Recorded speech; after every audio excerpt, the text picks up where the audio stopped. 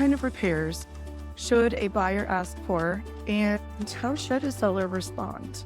We can ask for this and this and this and this and this and that. Ooh, let's ask for a whole lot of things because we might be able to get something out of this seller.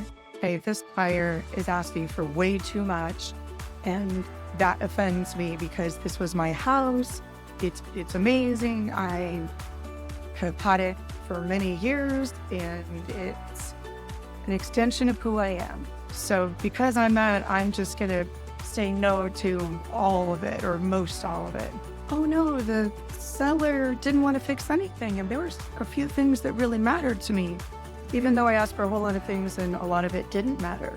Whether you're a buyer or a seller, I recommend only focusing on the things that are the most important, not the little stuff. And regardless, please remember, this isn't personal. You're on one side, and then there's the other side, and each one is trying to do what's best for them.